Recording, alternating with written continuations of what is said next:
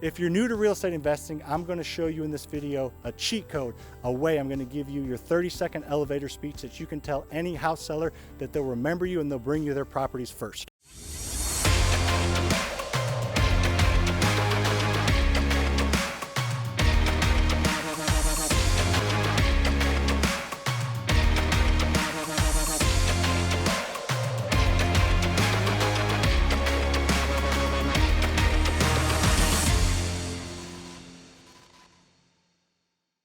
So knowing what type of property that you want to purchase is extremely important when it comes to growing a rental portfolio. You don't want to be buying houses that in a couple years you wish you hadn't bought because you didn't have your exact type of property that you want to buy down. So that's what we're going to talk about this video, is defining your avatar and how to relay that avatar. I'm going to give you your 30-second at the end. I'm going to give you tips on giving your 30-second elevator speech to wholesalers and realtors and different people that you're going to buy houses from. That is hugely, bigly, whatever you want to say, important, is to be able to relay what type of property you want to buy and why to the people you're wanting to buy the properties from. If you just say, I look for any property in any area, I promise you, you will not buy houses. That's what I did when I got started, and people either send you a million houses that you're not going to buy and you waste your time, or they don't think of you. You want someone to think of you. When they come across a property, you want to be on the top 2 or 3 people that they think of. And how you do that is have a good story and define exactly what you want and why you want it, so then they think of you when they're doing that. So some things you're going to consider when you're making this 30-second elevate. Well, before I do that, make sure to subscribe to our videos. If you haven't done that yet, hit that notification bell. I'm out here in the sun, my eyes not being able to see much, trying to create content for you guys. So the least you can do is subscribe, hit that like button, comment on the video, tell me what type of properties you're looking for and why, or just comment and say what your favorite day of the week is. I don't care, it helps the crazy YouTube algorithm, so please do that. Alrighty, so it's very important to know what type of properties you're looking for and why. For all those reasons I just stated, but also to be able to portray them to other people. So here's kind of the things you're going to look at in order to define that. Now, it's okay if it changes a little bit over time, but you want it to change a little bit, not a lot of it. That's why we're narrowing it down now. So a couple key factors that you're going to think of when you're thinking of where you want your rental properties to be and why is location. Are you okay with having rentals an hour away, 2 hours away, out of state? Or do you want, which is what I would suggest, especially starting, having rental properties within 30 minutes of your house and 30 minutes of each other, all in one pretty central area, because that helps with maintenance. When you have maintenance in the future, whether you're doing the maintenance or you're hiring the maintenance out, it's nice to be able to visit several properties at one time rather than have to visit 2 properties in a day because things are hours apart. So that's extremely important for maintenance purposes.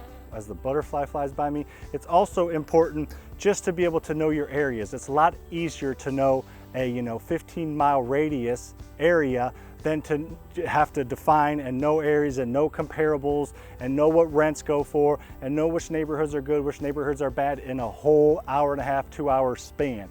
So that really helps to narrow down the areas and know what you're looking for. And eventually, if you have, I have certain zip codes, I know exactly what a house rents for. If it's a 3-1 in this area, it's going to rent for $1,100.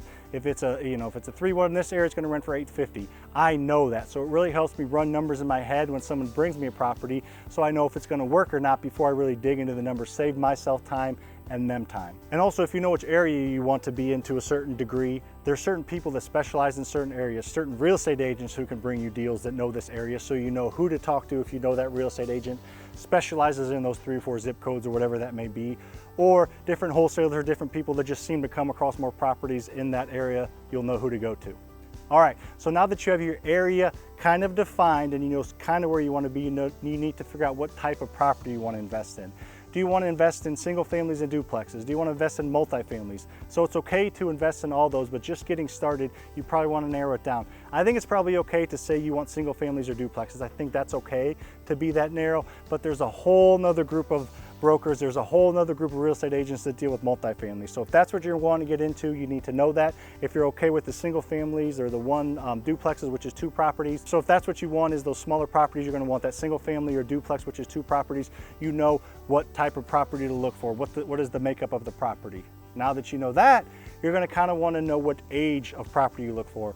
I know people that have 100-year-old rentals that were built 100 years ago and houses that were built 20 years ago. So you kind of need to know, because a 100-year-old house, 150-year-old house, depending on your market, is going to have a stone foundation, potentially, have several foundations in one. So there's more issues. The houses were built differently back then. So there's a lot of different knob and tube wiring, which is old wiring that will not pass code. I'm pretty sure in pretty much any market you're in, knob and tube wiring won't pass code. So knowing the age of the property is important that you want to go for. We like to do anything built in the 1950s or later, because we know the construction is a little bit newer. That price range is usually a little more affordable than houses that were built 5 or 10 years ago, because houses built in the last 5 to 10 years are a lot bigger. There's a lot more 2 stories, a lot bigger houses built, and those houses are more out in the suburbs. They're a little farther away from the cities, because if you're closer to a city, which potentially has more condensed properties, most cities have grown out to the suburbs. So the closer you are to the cities, their houses are going to be a little bit older. So if you're okay with dealing with older homes, know that you're potentially going to have more of a rehab on the property. A little bit newer homes, you're most likely going to have less of a rehab to get it up to snuff. The last thing you really need to consider is what type of rehabs you want to do. We really encourage and we really preach cosmetic, surface type, short, simple rehabs when it comes to our rental properties. If you're going to put 50 or 60 grand into a property, putting all that work, putting all that time, I personally would want to sell that and get out of it and reap the rewards of all that work right away. What we preach is properties that need maybe $10,000 to $25,000, pretty quick surface stuff, a new roof, new HVAC systems, new floors, and a new kitchen, something like that, where you can just kind of update it and make all the surfaces easy to clean and durable. Pro tip: we like to make our properties, our rentals, bulletproof. Not literally bulletproof, but we like to make them to where when the tenant moves out, you're not replacing carpet, you're not replacing this, you're not replacing that, because that can add up. You don't want to have to put a bunch of money into a property after you get a tenant in it. So as we're rehabbing the property, we really like to get the property and make it hard surface as possible. We like to do vinyl plank floors rather than carpet. It costs a little bit more, but in the long run, when a tenant moves out for a long time, you're just going to be cleaning that. You're not going to be replacing carpet, moving stains, anything like that. So that's important to us. I also kind of like to put granite. Granite's not that much more expensive than other types of countertops. It's usually maybe a countertop's maybe $200, $350 installed. That size countertop in granite's maybe double that, closer to $1,000, but your property's going to praise for more because it has granite countertops, and it's also going to be much more durable over the long run. You're not going to have to replace near as many countertops. And they also rent faster. Tenants have choices when it comes to renting properties. So if your property has nice vinyl planks and nice granite countertops with newer kitchen, they're going to rent faster and you're going to get more rent for them. And like I said, they're going to praise for more, so you're going to have more equity in them. You maybe will be in the properties a little bit more, but you'll also have more equity because it'll be worth more. It should all even out. So you need to practice your 30-second elevator investor speech. I just did that. We'll coin it and trademark it here soon. But your 30-second investor elevator speech, you want to be able to clearly, precisely, and quickly via text, email, or in person tell a potential seller what you're looking for and why you're looking for it. So let's do a couple quick examples. Hi, my name is Sam. I'm a new real estate investor. I like to buy properties in this, and this zip code.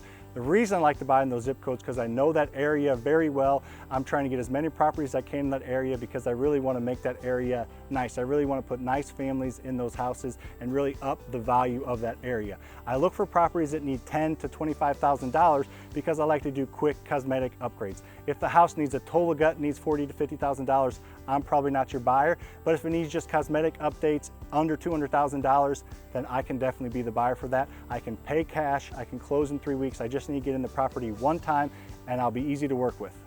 So there's one example of a way to do it. I'll just kind of shoot another one off the hip and just give you another example.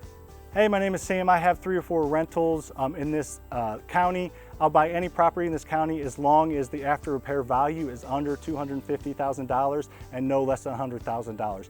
I like to be in that price range because it offers me a lot of options. If I do get in it and want to sell it, I know that I can sell it for a good profit because that's a high demand price range. And if I do want to keep it as a rental, I know that it cash flows really well. I really want to grow as many rentals as I can in the next 5 years. So if you could help me out, I don't mind how much money you make, Mr. Wholesaler, Mrs. Wholesaler, Mr. Realtor, Mrs. Realtor.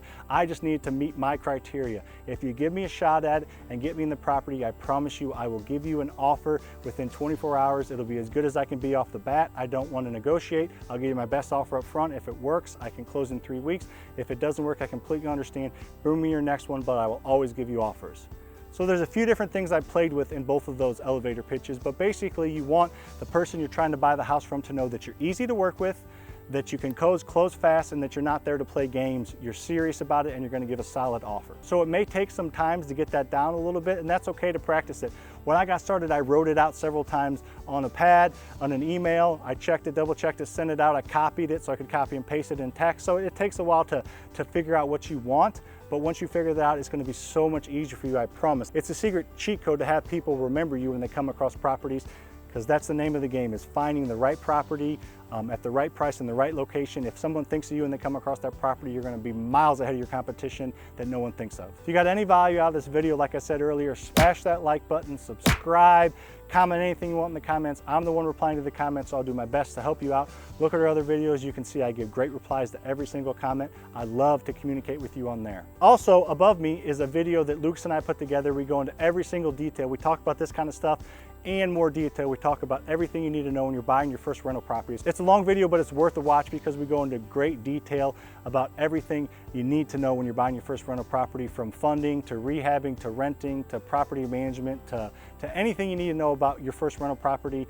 Check that video out. You will get more out of that than any other video you watch on YouTube, and I promise you, you will know more than I knew before I bought my first 10 rental properties. Last thing before we hop off of here, make sure to subscribe to this channel. I promise it'll be worth it.